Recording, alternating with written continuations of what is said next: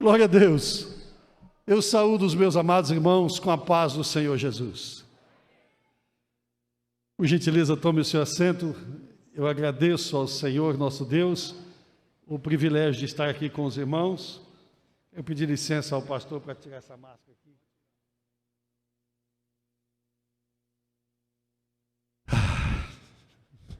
Que maravilha! Meus amados, eu estou muito feliz esta noite pelo privilégio que Deus está me concedendo de estar aqui com os irmãos. E rever o pastor Cláudio, a irmã Wanda, sua família, é uma alegria muito grande para o meu coração.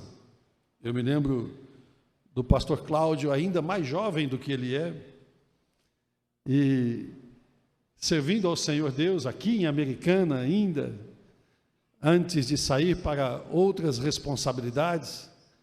E como nós sempre estávamos aqui, estávamos sempre juntos, e como nós nutríamos sempre por ele uma admiração tão grande, pela sua maneira tão bonita de ser, um homem de Deus simples, humilde, com tanto de Deus e tão humilde na obra do Senhor nosso Deus. Eu glorifico a Deus pela vida do pastor Cláudio e pelo privilégio de privar da sua amizade pessoal. Quero trazer aos irmãos saudações dos nossos irmãos que estão servindo ao Senhor no campo missionário. Nós estamos servindo a Deus no estado da Flórida, nos Estados Unidos, e temos um missionário lá, irmãos, um rapaz que agora virou cowboy. Ele está lá no estado dos cowboys, no Texas, na cidade de Dallas. O nosso querido irmão Renan e a irmã Giovana, que é a filha do pastor Cláudio e também é filha da irmã Wanda, né? E eles estão fazendo um lindo trabalho para Deus. Renan, neste momento, está num desafio muito grande, numa igreja que precisava de uma mudança, e quando há uma mudança de maneira natural é muito bom, mas quando essa mudança é extremamente necessária é porque alguma coisa não está bem. Então, por favor, continue orando pelo pastor Renan.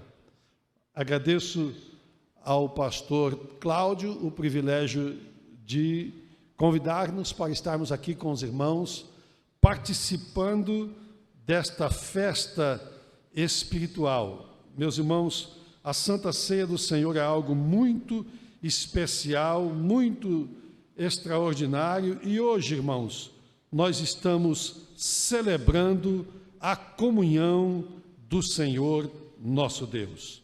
Meus irmãos, eu gostaria de ressaltar aqui apenas o privilégio, também a alegria de estar acompanhando o doutor Luiz Alberto, o irmão Olegário, o irmão Ageu, os nossos irmãos que nos dão sempre a alegria de, quando nós estamos aqui, de poder estar juntos e fazendo a obra do Senhor nosso Deus também juntos, em nome do Senhor Jesus, e a alegria de ver aqui o Esdras, não é?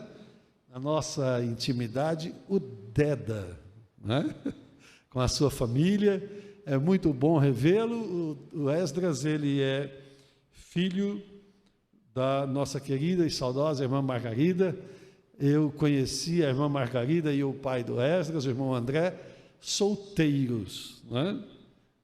O Esdras é muito jovem, irmãos, por isso que eu conheci os pais dele solteiros. Ele é pós-adolescente, como eu também sou. Aleluia. Glória a Jesus. Vamos para a palavra de Deus, irmãos. O culto de Santa Ceia é um culto especial. E você vai dizer para mim, todos os cultos são especiais. Mas este, além de especial, é específico. Ele tem um rumo certo.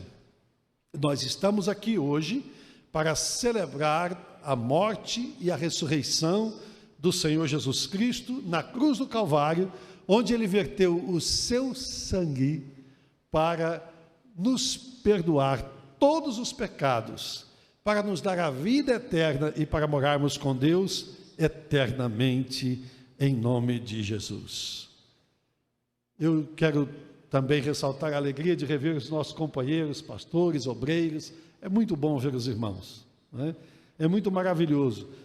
Os jovens estavam cantando e eu estava adorando o nome de Jesus, irmãos, e considerando no meu coração, realmente não há Deus como Jeová. Não há ninguém como o nosso Deus, é verdade ou não é? Não existe uma pessoa mais extraordinária em todo o universo do que o Senhor Jesus Cristo, que é um só com o Pai, com o Senhor nosso Deus. Jesus é maravilhoso, Jesus é bom, Jesus é muito bom, Jesus é amigo de verdade. Algumas pessoas às vezes são amigas, mas quando você precisa delas, às vezes você não encontra. Às vezes não é nem porque elas se omitem, é porque elas não têm aquilo que você precisa. Uma palavra que resolva, uma palavra que conforte, que mude as coisas. Jesus não. Jesus é maravilhoso. Jesus é o nosso amigo sempre presente, sempre fiel. Jesus é o melhor companheiro que você pode ter, alguém para estar sempre com você. Alguém com quem você sempre deve estar. Onde você for, seja lá o que você estiver fazendo, sempre faça na companhia do Senhor Jesus Cristo. Eu estou me lembrando do testemunho de uma criança que era um menino de rua. Eu não sei, aqui em Americana, eu acho que não tem menino de rua, porque o presidente da Câmara aqui é muito exigente. Mas lá em São Paulo, na minha cidade de São Paulo, tem muito menino de rua. E nós trabalhamos muitos anos com os meninos de rua. E a gente conhece a realidade do menino de rua, que muitas vezes não quer voltar para casa, porque a circunstância em casa é muito pior do que viver andando pela rua. Ele passa fome na rua, mas é melhor do que voltar para casa, dada a situação de dentro do seu lar. Aquele menino um dia aceitou a Jesus como Salvador. Era verão e ele não tinha roupa adequada para vestir. Às vezes descalço e só vestia um calçãozinho. Mas mesmo assim ele continuou vindo na igreja. Eu acho que logo depois que ele aceitou a Jesus como Salvador, ele aprendeu um hino. E ele começou a insistir com o pastor que ele queria cantar o hino. Parece que arrumaram lá uma camiseta meio rasgadinha para ele. E o pastor, então, teve dó, deixou ele cantar o hino. Disse, irmãos, olha, este jovenzinho aqui aceitou Jesus esses dias, e ele aprendeu esse hino, e ele quer cantar esse hino. E o hino que ele cantou falava da pessoa de Jesus. Ele que não tinha pai e mãe presentes, ele que não tinha amigos, não tinha uma cama para dormir, ele que não tinha uma casa para morar, e muitas vezes passava dias sem ter o que comer. Tomou o microfone da igreja e começou a cantar. Ele é tudo para mim, Ele é tudo para mim, Ele é o tesouro que eu tenho guardado em meu peito, Ele é tudo para mim, Ele é o tesouro que eu tenho guardado em meu peito, Ele é tudo para mim. Você sabe? Me ajuda? Ele é tudo para mim. Ele é tudo para mim. Ele é o tesouro que eu tenho guardado em meu peito, Ele é tudo para mim. Ele é o tesouro que eu tenho guardado em meu peito, Ele é tudo para mim. Jesus Cristo é tudo para mim. Minha vida de paz Ele encheu. Já não quero mais nada do mundo, seu amor profundo Jesus me doou. Já não quero mais nada do mundo, seu amor profundo Jesus me doou. Ele é tudo para mim. Jesus, Ele é tudo para mim. Forte.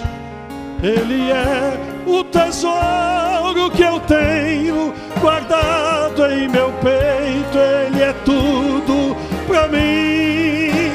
Jesus é o tesouro que eu tenho guardado em meu peito. Ele é tudo para mim. Glória a Jesus. Hoje nós vamos falar na pessoa do Senhor Jesus. Não tem ninguém melhor para a gente falar do que Jesus, amém? Abra comigo a sua Bíblia, por favor, na carta aos Hebreus, capítulo de número 2, e nós vamos ler os versículos de número 14 e 15.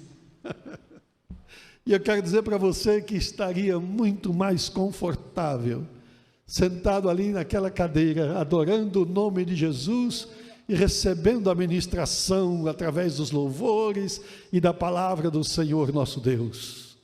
Oh, eu estou adorando o meu querido Senhor Jesus esta noite. Como é gostoso estar na sua casa e adorar o seu santo nome.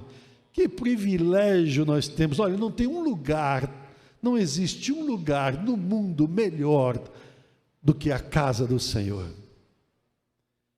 Olha, não existe palácio, não existe mansão, não existe iate, não existe nenhum hotel de 5 estrelas, nenhum resort, nenhum lugar que se possa comparar a este lugar.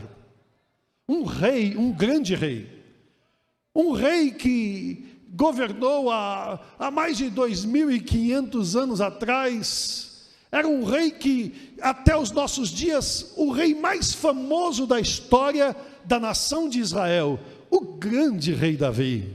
Davi era rei, um rei querido pelo povo, amado pelo seu exército, ovacionado por todas as pessoas. Davi dizia: Senhor, eu quisera morar na tua casa, para contemplar a formosura do Senhor e aprender no seu santo templo. Não tem lugar melhor do que a presença de Deus. Você já achou? Hebreus capítulo 2, versículos de número 14 e 15. Assim nos diz a santa palavra de Deus. E visto como os filhos participam da carne e do sangue, também ele participou das mesmas coisas, para que pela morte aniquilasse o que tinha o império da morte, isto é, o diabo, e livrasse todos os que, com medo da morte, estavam por toda a vida sujeitos à servidão. Amém. Eu gosto muito da Bíblia, e você também, claro. Afinal das contas, nós somos crentes, nós cremos na Bíblia. Nós temos facilidade de crer na palavra de Deus, porque a palavra de Deus é a verdade. Porque ninguém jamais conseguiu provar mentira dentro da palavra de Deus. O mais antigo dos livros aí, não é? Da história, o livro mais conhecido, mais vendido em toda a história da humanidade, ninguém nunca conseguiu provar que a Bíblia estava errada. As pessoas só conseguiram provar que elas não conheciam a palavra de Deus. Lá nos Estados Unidos, tem um homem chamado Lee Strobel. Lee Strobel era jornalista de um grande jornal na cidade de Washington, D.C. Eu creio que era o Washington Post, o jornal que ele era jornalista. Ele trabalhava lá. Um homem muito conceituado no seu trabalho e no seu meio profissional. A sua esposa era crente em Jesus. E o Lee Strobel era um homem cético, ele era um homem que não cria nas coisas de Deus. Na verdade, ele não cria sequer em Deus. Lee Strobel, um dia, foi convidado pela sua esposa e foi na igreja e assistiu, se não me engano, um batismo. E ele ficou muito incomodado e disse: como é que eu, um homem tão culto, tão inteligente, casado com uma mulher que também é inteligente, como é que essa mulher tão inteligente pode se deixar levar por essa conversa de crente? pode se deixar levar por essa conversa de Deus, dessas coisas. Jesus, isso é uma lenda. Jesus talvez nunca existiu, ou se existiu, ele nunca teve tudo isso que falam dele. Isso é conversa fiada. Então ele tomou uma decisão. E ele disse o seguinte: olha, eu vou fazer uma pesquisa, uma investigação. Você sabe que o trabalho de um jornalista é investigar fatos, investigar as coisas para produzir notícias. E Lee Strobel começou a trabalhar e disse: eu vou mostrar, provar para minha mulher, numa pesquisa científica, que tudo que se diz a respeito de Jesus é conversa fiada. E ele começou a estudar, e começou a ir atrás das informações, e começou a pesquisar como um historiador. E quanto mais ele pesquisava, mais ele encontrava evidência científica e evidência até física de que o Senhor Jesus existiu, viveu, tudo o que ele falou se cumpriu, os seus milagres eram verdadeiros porque tinha testemunhas, a história registrou, a sua morte foi registrada por centenas de pessoas, a sua ressurreição e a sua ascensão ao céu foram registrados foram vistas por mais de 500 pessoas durante o tempo que os seus discípulos viveram, e todos viveram. Ninguém jamais questionou que Jesus havia ressuscitado, porque todo mundo sabia que ele tinha ressuscitado, porque muita gente tinha visto a Jesus Cristo ressuscitado. Ninguém jamais conseguiu provar que a palavra de Deus é errada. Alguns dão risada de você e de mim porque nós cremos que o homem foi criado por Deus e foi formado do pó da terra. Algumas pessoas dão risada de nós por causa disso. Mas hoje nós vamos ver alguma coisa a esse respeito. E sabe, algumas pessoas dizem que o homem na verdade evoluiu do nada, de uma explosão cósmica, de uma ameba que se formou não sei de onde, e a ameba virou um peixinho com barbatana, e daí virou uma ave, e daí virou não sei o quê. E na verdade, para você crer no evolucionismo, que é uma teoria apenas, não é uma lei, não tem nada de absolutamente provado cientificamente, para crer na evolução, você tem que ter mais fé do que para crer na criação de Deus, você e eu. Crer que tudo isso é coincidência. Você ter 2 olhos, nariz e uma boca, 2 orelhas, uma de cada lado, 2 buracos no nariz, não é? Os olhos e tudo que é perfeito, tudo na nossa natureza humana. Crer que isso tudo é obra do acaso, é preciso muita fé, e muita fé. A palavra de Deus nos ensina, na carta aos Hebreus, e eu fiz esse preâmbulo para dizer que a carta aos Hebreus é uma das cartas, é um dos livros que eu mais gosto na Bíblia Sagrada. Porque a Bíblia, na carta aos Hebreus, ela ensina a respeito da pessoa do Senhor Jesus, e tudo quanto de Jesus se falou no Antigo Testamento. Tem gente que tem dificuldade com o Antigo Testamento e com a sua conexão com o Novo Testamento. Leia a carta aos Hebreus, não é? Um pregador pregando para o Fidel Castro encontrou que ele tinha muita dificuldade com o Antigo Testamento e mostrou para ele a verdade no Antigo Testamento, e ele creu. O Antigo Testamento apenas preconiza, ele apenas conta como figura aquilo que haveria de acontecer depois e aquilo que de fato existe no céu. Deus usou o escritor da carta aos Hebreus, que os teólogos não conseguem concordar em quem exatamente a escreveu. Alguns dizem que foi o apóstolo Paulo, outros dizem que não. Talvez isso não venha muito ao caso, porque o que interessa na verdade é o conteúdo da mensagem que o escritor aos Hebreus trouxe para a nossa vida. Hebreus é a carta que esmiuça o Antigo Testamento e explica os mistérios por trás dos sacrifícios, dos derramamentos de sangue, explica os mistérios por trás das festas dos judeus, do significado do altar do holocausto, do templo, do tabernáculo, do lugar santo, da arca, do altar do incenso, do incensário, do pão, da mesa dos pães e dos pães da proposição, da Páscoa e de todas estas coisas. A carta aos Hebreus começa a esmiuçar e a explicar e a mostrar para nós a realidade e a colocar luz no nosso entendimento da pessoa do Senhor Jesus e o seu significado em cada lugar do Antigo Testamento. Foi o escritor aos Hebreus que nos contou que o Senhor Jesus Cristo veio em uma ordem sacerdotal maior e mais excelente. É na carta aos Hebreus que a gente entende que o propósito de Deus para com o povo que ele escolheu, o povo de Israel, era que o povo de Israel fosse um povo formado de reis e sacerdotes. Fazendo os reis, Deus dava a Israel uma nação poderosa e pujante. E até hoje é uma nação poderosa e pujante. Uma das mais poderosas nações da terra. Uma nação que tem uma autonomia e independência invejada por muitas nações do mundo. Uma nação que não depende de outras nações. Eu me lembro que quando, eu creio que Moshe Dayan era aquele que foi primeiro-ministro de Israel, um general que não tinha um olho, que havia perdido o olho na batalha, e ele tinha um tapa-olho, e ele estava guerreando no sul do Líbano, com forças se não me engano, do Hamas, e ele estava bombardeando o sul do Líbano.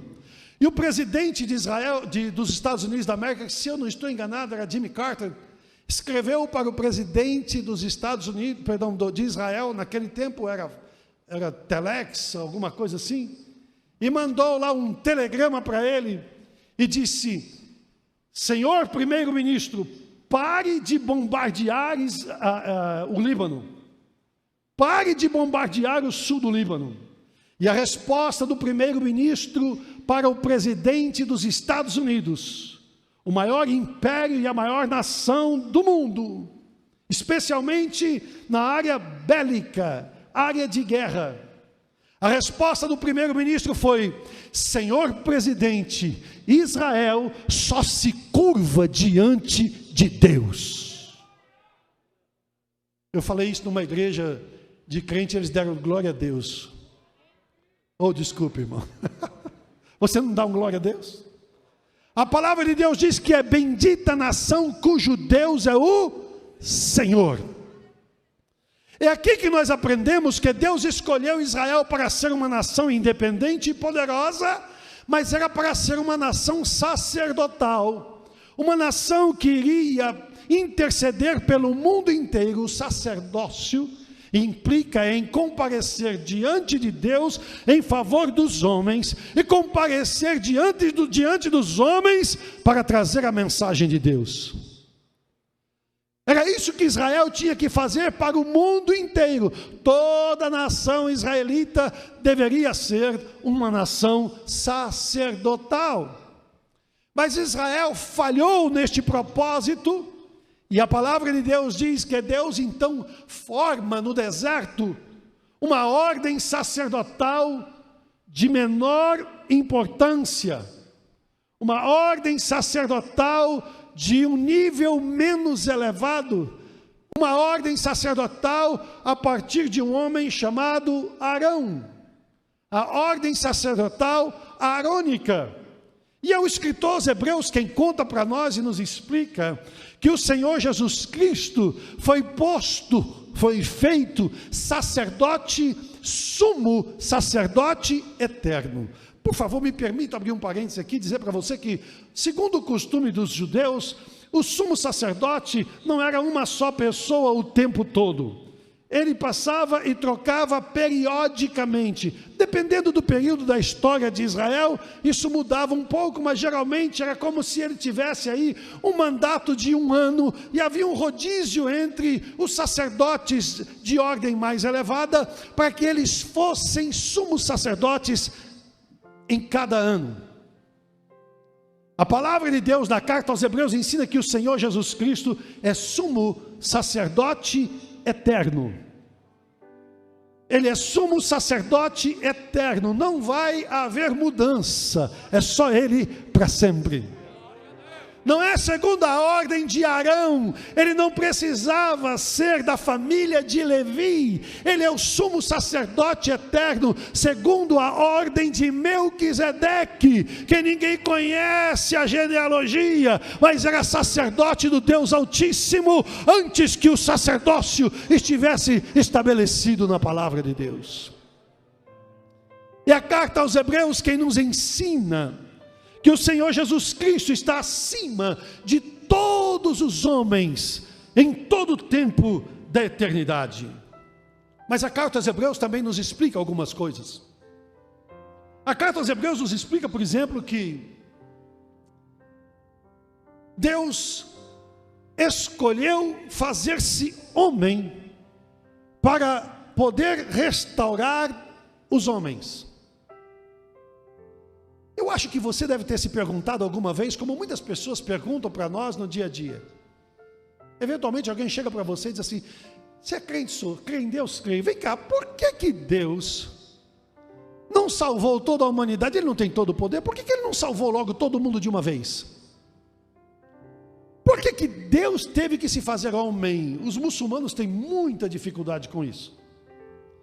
Como é que Deus vai se fazer homem? Se Ele é todo poderoso, era só Ele salvar todo mundo e acabou. Mas sabe o que isso implica?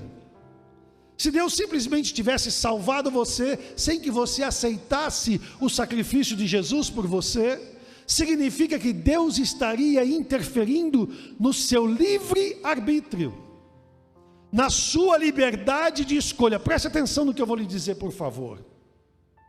O seu livre arbítrio, a sua liberdade de escolher, é a maior demonstração de amor de Deus no seu relacionamento com Deus. Não é a maior demonstração de amor da humanidade, porque a maior demonstração de amor de Deus para a humanidade foi o Senhor Jesus Cristo crucificado e morto na cruz do Calvário, que nós estamos celebrando esta noite em nome de Jesus. Mas Deus respeitar o seu livre arbítrio significa que Deus lhe ama e permite que você escolha o bem ou o mal. Escolha fazer o que é certo ou fazer o que é errado. Aquilo que nós chamamos de escolha moral. Desde o princípio com Israel, o Senhor falou: olha, eu coloco diante de vocês o bem e o mal, a vida e a morte. Escolham o bem para que vocês vivam e não o mal.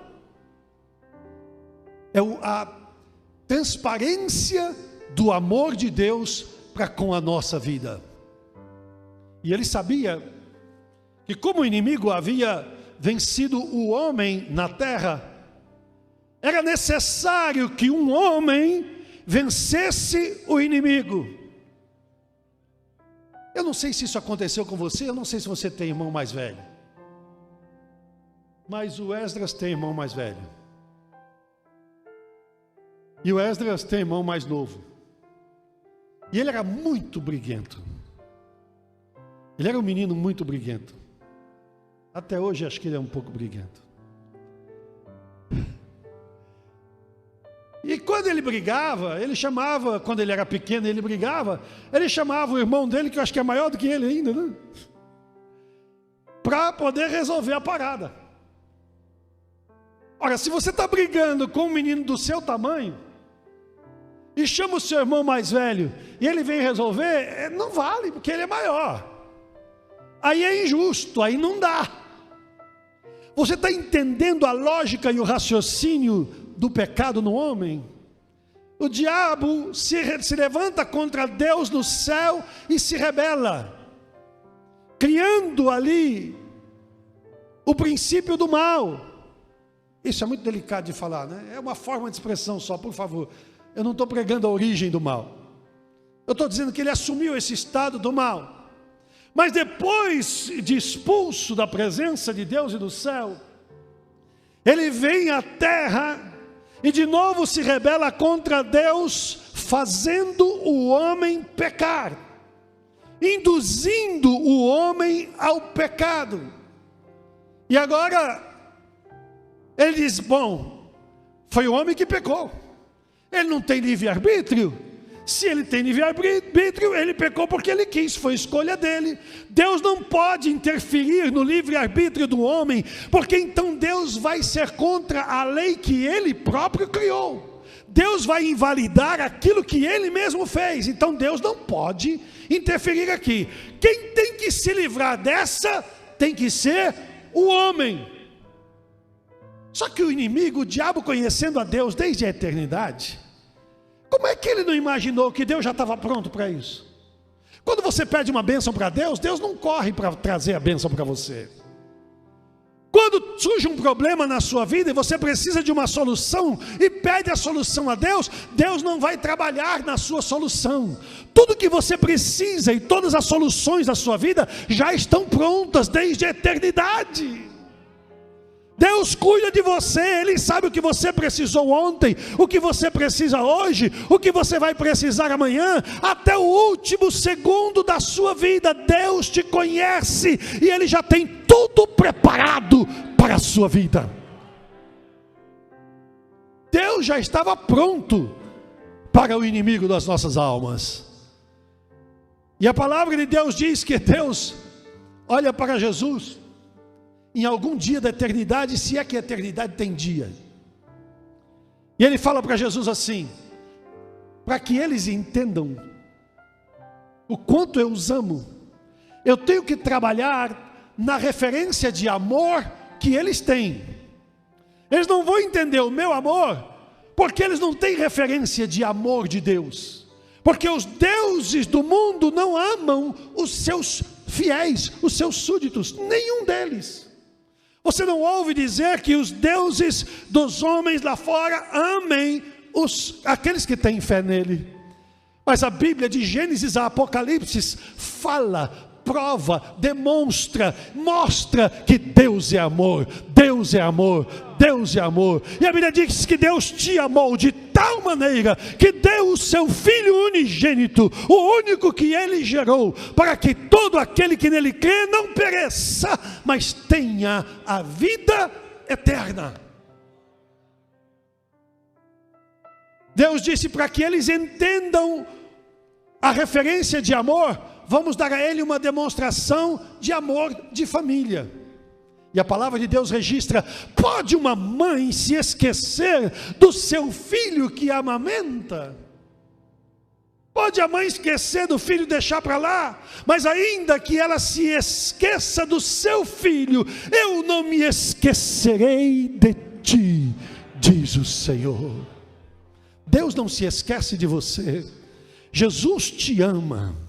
Jesus te ama. Deus nunca se esquece de você, nem por uma fração de segundos em toda a eternidade. Deus se esquece de você. Ponha isso na sua mente, no seu coração, na sua razão. Deus te ama. Quando você for dormir esta noite, lembre-se, Deus te ama. Quando você for orar de madrugada, lembre-se, Deus te ama. Quando você for falar com Deus, você não está falando com um juiz iníquo, você está falando com um pai que te ama. Quando você for orar, você não vai estar falando com um carrasco, você vai estar falando com um Deus de amor, um Deus que te ama. Deus te ama, diga amém pelo amor de Deus. E a Bíblia diz que o Senhor disse, a referência de amor para eles é o amor da mãe para um filho, do pai para um filho. Ele olha para Jesus e diz assim, tu és meu filho, hoje te gerei. Houve um momento na eternidade que Deus tomou a decisão de fazer de Jesus um filho gerado. hoje te gerei. E este filho gerado e fisicamente gerado agora no ventre de Maria pelo poder do Espírito Santo, foi o cumprimento daquilo que Deus falou ao inimigo lá no Éden, quando o homem caiu. Ele disse para o homem: da semente da mulher, eu vou levantar um, que vai pisar a cabeça da serpente. Ele vai pisar a cabeça da serpente. Sabe o que foi que o diabo pensou? É o primogênito. Os primogênitos vão ter primazia. Os primogênitos têm privilégio. O filho mais velho é sempre o filho mais querido. O filho mais velho é aquele que sempre Deus olha para ele e abençoa, e o pai abençoa, e todo mundo abençoa. O filho mais velho sempre é o melhor. Satanás perseguiu cada um dos primogênitos de todas as tribos de Israel, começando por Rúben. Ele tombou cada um deles. Ele perseguiu a cada um deles. Mas ele nunca imaginou que Deus se faria homem. E a palavra de Deus diz que, cumprida a dispensação da plenitude dos tempos, veio Jesus, nascido de mulher, nascido sob a lei. E é muito importante que você entenda que o versículo que nós lemos, ele diz assim: como os filhos participam da carne e do sangue, também ele participou. O filho tem o DNA do pai.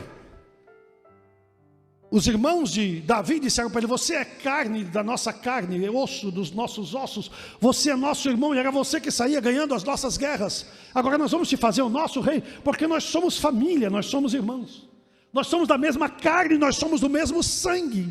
Se você tirar um fio de cabelo, se você ainda tiver um fio de cabelo, se você tirar um fio de cabelo e fizer um exame no seu fio de cabelo, vai aparecer o DNA do seu pai, o DNA da sua mãe. Você traz o DNA da sua família, você traz a marca da sua família. Eu tenho uma neta, eu tenho 7 netos, 6 netas e 1 neto.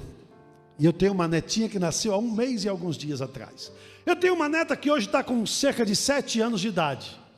E essa minha neta, ela é a cópia fiel da minha avó, da mãe do meu pai. Ou seja, ela é a cópia fiel da tataravó dela.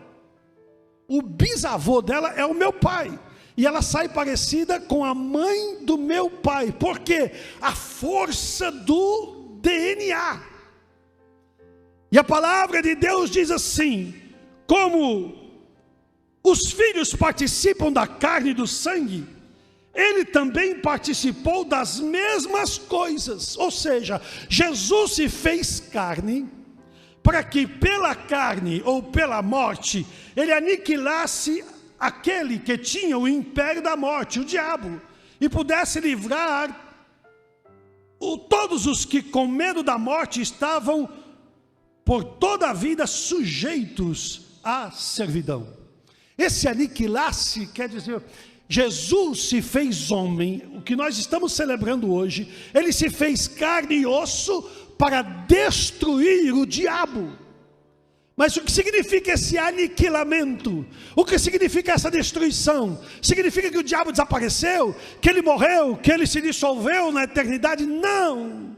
Significa que aquele que estava enganando as nações, aquele que enganou, por exemplo, os filisteus com Baal, aquele que enganou os filósofos gregos com as suas filosofias, os epicureus, os estoicos, aqueles que tinham como seu Deus o vinho, a liberalidade, aqueles que tinham como seu Deus os prazeres, aqueles que faziam as bacanalhas, o hedonismo. Ele veio para aniquilar as obras do diabo e o próprio diabo, para que aquelas pessoas que estavam enganadas agora pudessem ouvir que Deus amou o mundo de tal maneira que Ele deu o seu Filho unigênito, para que todo aquele que nele crê não pereça, mas tenha a vida eterna. Ele fez isso para que você e eu pudéssemos entender que existe uma saída. A saída é Jesus. Para aqueles que nunca ouviram falar de Jesus, agora escutem falar de Jesus.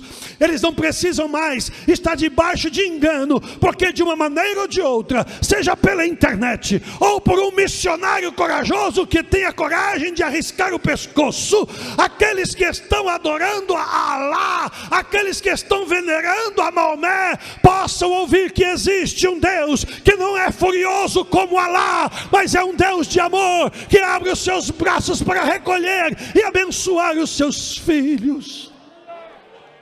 Desde a eternidade, quem foi que viu um Deus como tu, Senhor, que trabalha por aqueles que nele esperam? Enquanto você está dormindo, Deus está trabalhando por você. Enquanto você está dormindo, Deus está ajeitando as coisas para você. Ou quando amanhece o dia, o Senhor quer que você sinta o amor dele por você. Glória a Deus. E o versículo diz que ele foi feito inferior no campo humano, para que ele pudesse fazer a você e a mim superiores no campo divino. Um dia, e esse dia está muito perto, pelas coisas que estão acontecendo no mundo, o que está acontecendo na mídia social, o que está acontecendo no campo político, o que está acontecendo no campo social, o que está acontecendo na saúde, o que está acontecendo nas famílias, o que está acontecendo no gênero humano. As pessoas estão querendo transformar os homens de homem e mulher para outras coisas absolutamente absurdas, estão querendo transformar a família de pai e mãe para isso e aquilo que absolutamente não existe. Isso é sinal de que nós já vamos ouvir o som da trombeta de Deus, e nós vamos ouvir a voz do arcanjo. A igreja de Jesus será arrebatada, nós vamos para o céu. Jesus está voltando para nos buscar. Glória ao nome do Senhor Jesus. Isso é muito interessante, porque em primeiro lugar, o inimigo das nossas almas, ele se rebela contra Deus no céu. E pela profecia de Isaías, o Senhor mostra para nós o que aconteceu no céu. Ele conta para nós o que aconteceu no céu.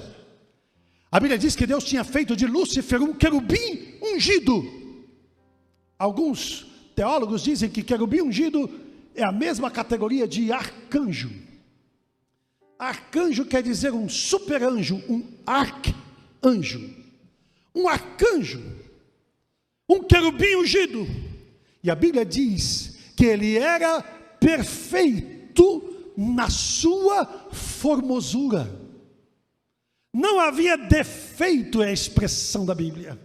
Não havia defeito em Lúcifer, ele era um querubim ungido e era muito lindo.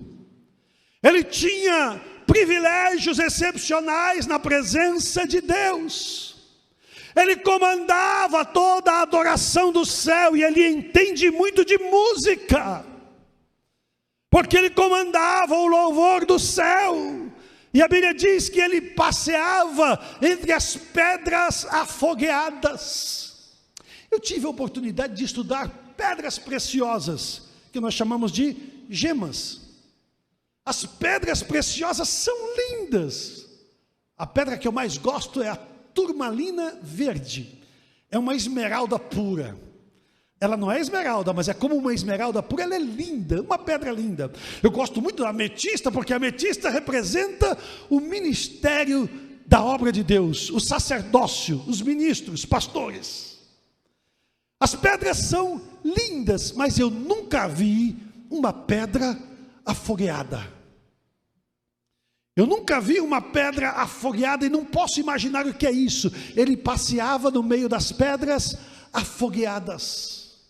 E a palavra de Deus diz que ele estava debilitando as nações. o trabalho das nações e dos mundos criados. Alguém diz, mas que já tinha nação naquele tempo? Deus criou os mundos pelo poder da sua palavra.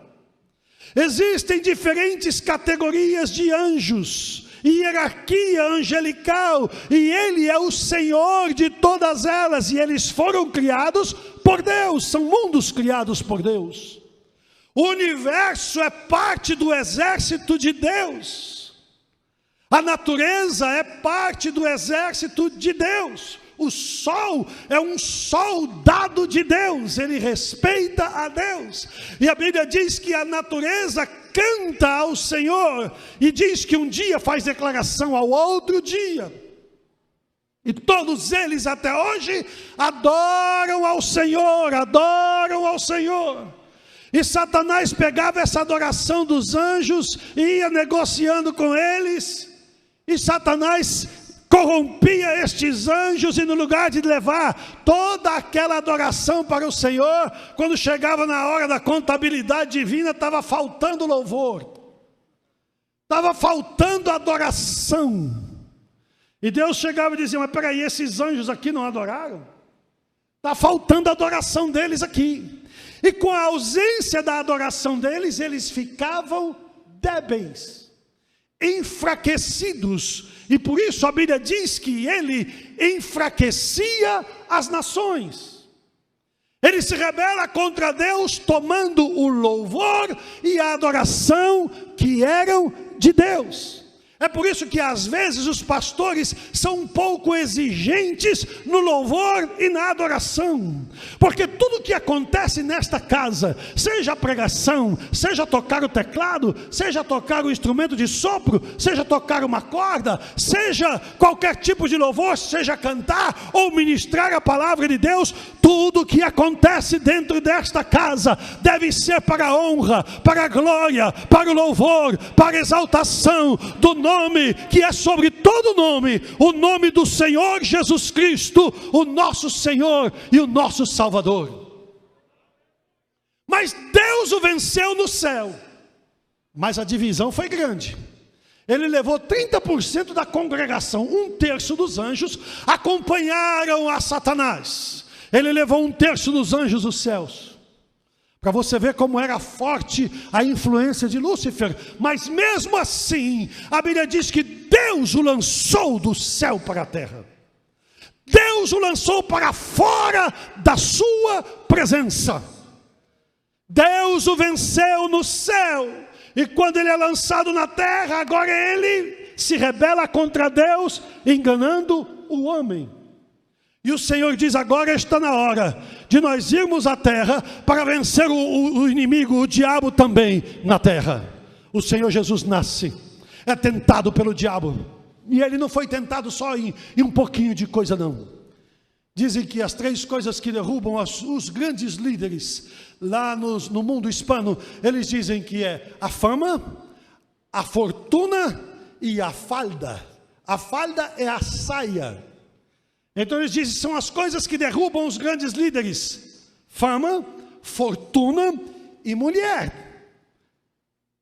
O diabo tentou fazer com que o Senhor Jesus Cristo pudesse cair em qualquer uma dessas coisas, porque a Bíblia diz que em tudo ele foi tentado. Tentado na fama, tentado no poder. Ele ofereceu os reinos da terra, olha aqui, olha, como se ele estivesse dizendo, está vendo isso aqui tudo? O seu pai me entregou. Ele me deu tudo isso aqui porque o homem caiu, e o homem, ele era responsável pelo domínio das nações, pelo domínio da natureza, pelo domínio na terra, e ele peca, e quando ele peca, ele perde este domínio. Agora eu posso entregar tudo isso aqui para você, se você prostrado me adorar. Ele estava dizendo assim, você veio me vencer na terra, mas eu vou resgatar aquilo que eu tinha no céu. Eu quero adoração, porque se Deus me adorar, eu vou fazer o meu trono nas alturas, e eu vou ser semelhante ao Altíssimo. E o Senhor repreendeu a Satanás, e disse, ao Senhor teu Deus adorarás, e só a Ele servirás. Ele foi tentado em tudo e em tudo ele venceu. No caminho, o doutor Luiz e eu estávamos comentando sobre o Getsemane, onde o Senhor Jesus Cristo, na verdade, teve um momento decisório da sua paixão, de entregar a sua vida por nós. Pai, não seja feita a minha vontade, mas a tua vontade se faça. Foi ali que ele entregou a sua vontade ao Pai, para cumprir a vontade de Deus.